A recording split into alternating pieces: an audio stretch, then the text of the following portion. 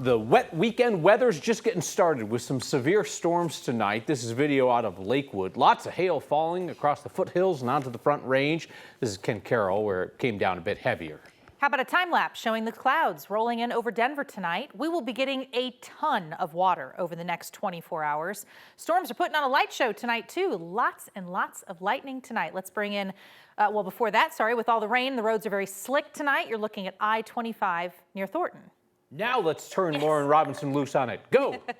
Yeah, well, that wet weekend is underway as promised. We've been talking about it all week, and it's finally here. We're seeing that heavy rain, even some strong storms across the Front Range, and then heavy snow off to the west. Going to become very heavy as we head into the overnight hours. But let's go ahead and take a look at our current conditions. We take a look at our HD Doppler radar here, and this is where you can see right over downtown Denver. We're seeing that heavy rain, where you're seeing those yellow spots over places like Broomfield, then down in Highlands Ranch and over just east of Aurora. That's where we're seeing those heavier downpours, even some lightning strikes remaining off to the east. Now, we did have some severe thunderstorm warnings in effect earlier this evening. Those have been allowed to expire. We're still going to wait for some strong storms to continue to push their way northward. You can see that as we expand a bit, a heavy cell making its way toward Fort Collins now, and then just west of that, a sharp line between rain and snow, where we're already seeing heavy snow in areas like Red Feather Lakes, Estes Park, Winter Park, Georgetown.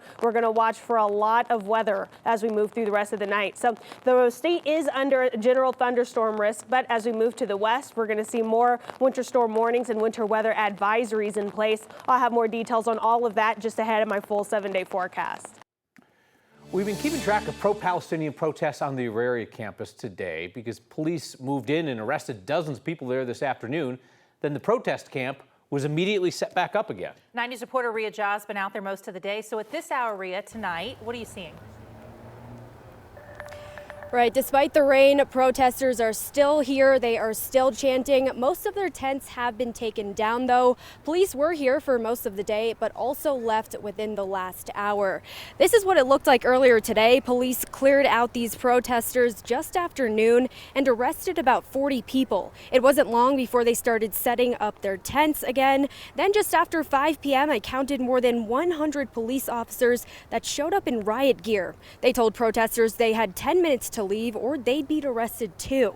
Protesters moved their tents back and formed a barricade, still chanting. Around 7:30, Denver Mayor Mike Johnson showed up and told protesters they needed to take down their tents or police would start making arrests. Some tents came down and protesters haven't moved.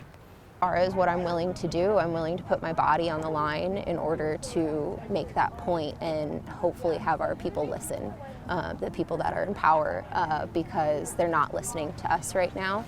And so, I'm willing to get arrested, I'm willing to get beaten by police. An Auraria campus made a statement saying that anyone arrested will face trespassing charges. Left-leaning lawmakers also did make a statement asking for unconditional immunity for those that were arrested. As of right now, no one has been arrested since that 5:30 mark when they made that announcement. Reporting in Denver, Ria Jah, 9 News. Ria, thank you for your reporting. Key moments today in 2 cases in which Coloradans lost their lives at the hands of law enforcement officers. It was the conclusion of the final criminal case in the death of Elijah McLean and what may not be the conclusion for Christian Glass's family. A jury in Clear Creek County could not reach a verdict today on whether it was murder when a former deputy shot and killed Christian Glass. Andrew Bune was instead convicted of a lesser charge of reckless endangerment. Late tonight, we've learned from the Glass family attorney it was a lone holdout on the jury that kept the jury from convicting Bune on the most serious charges. It's an outcome. I wasn't prepared for it. I just kind of thought it would be guilty or not guilty. So I have to say I was absolutely not prepared for a hung jury on 2 of the charges. Glass's parents left the courthouse Friday in disbelief, nearly 2 years after their son's death. They never expected the case against the officer who killed Christian would end with indecision. Some of the jury members looked straight at me, and a couple of the female jury members, they had tears in their eyes, and I don't know, maybe sorry that a verdict wasn't reached, or sorry that we lost our son, or I don't know, but it was very, very sweet and very kind. Prosecutors said Glass was having a mental health crisis that night in June 2022 when he got his car stuck and called 911 for help. Several officers engaged with Glass for more than an hour, unable to get him out of the car. Ultimately, former Deputy Andrew Buin broke the window, tased Glass, then shot him 5 times, killing him. Clear Creek District Attorney Heidi McCollum says she's not sure yet if her office will retry this case. The tenor of law enforcement in Clear Creek County has been tainted with this case, and I don't know how long it's going to take for that taint to be lifted. It could be a year, it could be a decade. And so until that happens, until Clear Creek County can truly trust its law enforcement officers, there is that limbo that hasn't been lifted, and I feel for my community. 9 News legal analyst Scott Robinson said a retrial is more likely if the jurors are willing to explain their struggle reaching a verdict. Both sides may want to talk to jurors afterwards before making decisions about whether to go forward, but the jury does not have to talk to them, and the judge tells them, jury members, you can talk to the lawyers if you wish, but no, they can't force you to talk, and if one of them bothers you, contact me. The Glass family attorney tells us jurors are already talking to them. And based on those conversations, they told us they've learned that 11 of the 12 jurors were ready to convict Buin within the first hours of deliberations. The defendant, Buin, was not ready to speak to reporters today. Legal teams will be back in court Monday figuring out the sentencing on that reckless endangerment conviction. The final criminal case in the death of Elijah McLean has come to a conclusion, and the last paramedic convicted is not going to go to prison. Elijah's mother, Shanine, talked with 9 News reporter Janelle Finch after today's sentencing. This was the third and final sentencing in this case, but based on the emotions of Shanine McLean, Elijah McLean's mother, in the courtroom today, it's clear pursuing justice for her son never got any easier. Jeremy Cooper had 10 people speak on his behalf before speaking for himself. He began his statement by addressing Elijah directly, at which point Shanine and a few others left the room. She missed the rest of his pleas to the judge before re-entering the courtroom to provide her impact statement. She called Cooper a bully with a badge and said her son was failed by paramedics who shouldn't have even been at the scene at all. In the end, the judge gave Cooper 14 months work release program. Shanine walked out of the courthouse with her fist held high.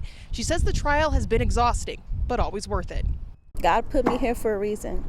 Elijah was chosen before they targeted him, and I was called to this position because we have all been cultivated in this environment.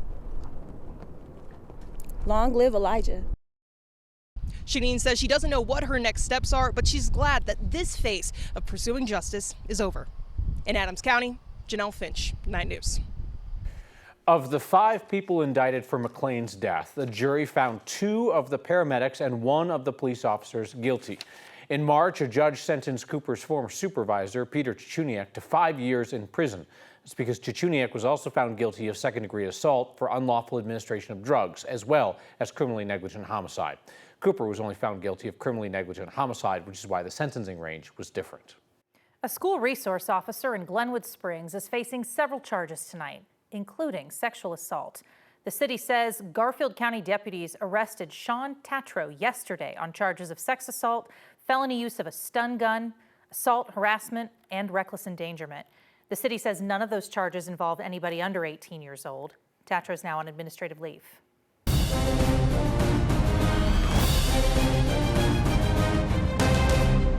The Broncos' new quarterback has arrived in town. Bo Nix was introduced to Broncos country today. Truly can tell you this, if I could pick, where I wanted to go, I was going to pick Denver because of the relationships that we had built throughout the process. I just felt like it was a great fit for me. I'm excited and don't think I have to show anything else because I'm at the perfect spot now, and just can't wait to get to work with the team. I believe him, but it would be weird if he was like, I really wanted to go to the Raiders, but I guess I'll make the best of it here. So while the attention is on the first-round draft pick, the NFL draft continues tonight. We'll have more on what the Broncos did in later rounds coming up in sports.